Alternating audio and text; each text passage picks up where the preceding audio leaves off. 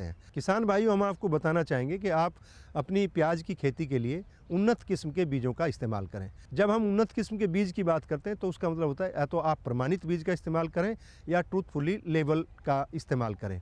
ऐसा करने से आपको बीज की आनुवांशिक शुद्धता, उसकी भौतिक शुद्धता और बीज जमाव आदि के बारे में पूरी जानकारी लेबल के माध्यम से उपलब्ध हो जाती है और आपको किसी प्रकार का धोखा होने की संभावना से आप बच सकते हैं। बीज किसान भाइयों, भारतीय कृषि अनुसंधान संस्थान का शाकीय विज्ञान विभाग है, वहाँ से भी आप पूसा रिद्धि का बीज प्राप्त कर सकते हैं, या हमारा एटिक केंद्र है जिस पे से पूसा रेड, माधवी और रिद्धि इनका बीज लिया जा सकता है। या करनाल के आसपास के अगर किसान हैं तो वो हमारे क्षेत्रीय अनुसंधान संस्थान करनाल से भी बीज को ले सकते हैं। या इसके अतिरिक्त अगर यहाँ से उपलब्ध नहीं होता है, कई बार किसान भाई देरी से संस्थान में अप्रोच करते हैं, तो राष्ट्रीय बीज निगम का भी बीज विक्रय केंद्र है, या राष्ट्रीय बागवानी अनुसंधान प्रतिष्ठान का केंद्र है पंखा रोड पे, वहाँ से भी अच्छी गुणवत्ता का बीज प्राप्त किया जा सकता है। आप अगर 1 हेक्टेयर में प्याज की खेती करते तो उसमें 8 से 10 किलोग्राम बीज सामान्य किस्म का आपको इस्तेमाल करना होता है। अगर आप संकर किस्म का बीज इस्तेमाल करते हैं,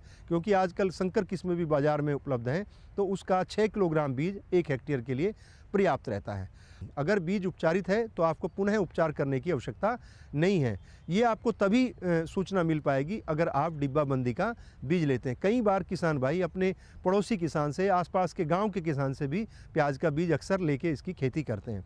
ऐसी स्थिति में उनको बीज का उपचार करना बहुत ज़रूरी है। बीज उपचार के लिए बाविस्टिन 1.5 ग्राम ले लें और कैप्टान 1 ग्राम ले लें, और इससे जो है उनको दोनों को मिला करके बीज को उपचारित किया जा सकता है। और बीज को उपचारित करने के बाद ही बिजाई करें। बुआई का तरीका जो है वो पंक्तियों में होना चाहिए, और एक पंक्ति से दूसरी पंक्ति की दूरी जो है वो 4 से 5 सेंटीमीटर की दूरी होनी चाहिए, और बीज की जो बुआई की गहराई है वो 1 इंच से अधिक ना हो। यानी कि आप उथली क्यारी पे उसकी जो क्यारी की चौड़ाई है उसके अनुसार उसमें आप नालियां बना लें, और नालियां बना करके उपचारित बीज को उसमें बुआई करें। बुआई करने के बाद उसको बीज को ढक दें, और ढकने के बाद अगर आप बुआई से पहले प्लेवा कर लेते हैं तो उसमें नमी की मात्रा अच्छी है, तो बुआई के तुरंत बाद आपको पानी देने की आवश्यकता नहीं होती है।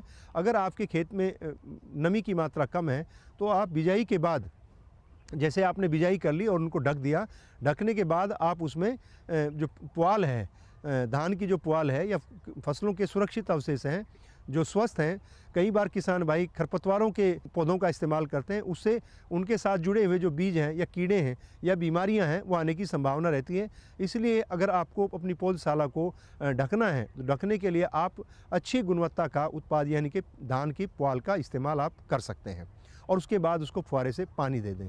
इस प्रकार से अगर हमारे किसान भाई अपनी प्याज की पौध की तैयारी करते हैं तो वो बुआई के 8 से 10 दिन बाद उसमें जमा हो जाता है। जैसे ही जमा आ जाता है उसके बाद बिछावन का जो सामग्री है, धान की जो पुआल है, उसको हटा देना चाहिए, और पहला एक पानी उसमें जो है किसान भाई 2 ग्राम बाविस्टिन प्रति लीटर पानी के हिसाब से घोल बना करके अपनी उथली क्यारियों में पहला पानी या 2 पानी उससे दे सकते हैं। इस प्रकार से अगर हमारे किसान भाई अपनी पौध तैयार करते हैं तो ऐसी पौध लगभग तैयार होने में 45 दिन का समय ले लेती है। और अगर किसान भाई बुआई में देरी करते हैं, यानी कि नवंबर के अंतिम सप्ताह में करते हैं, दिसंबर के पहले सप्ताह में करते हैं, ऐसे में जब वातावरण का तापक्रम कम हो जाता है तो जमाव में समय अधिक लगता है और फिर पौधशाला में बढ़वार भी कम होती है। आप अच्छे प्रकार से अपने खेत में तैयार पौध को निकाल सकते हैं। सारे पौधे एक समान होंगे, एक ऊंचाई के होंगे, और आपको पौध रोपण के बाद भी खेत के अंदर पौधों की संख्या उचित मात्रा में बनाए रखना आसानी से किया जा सकता है।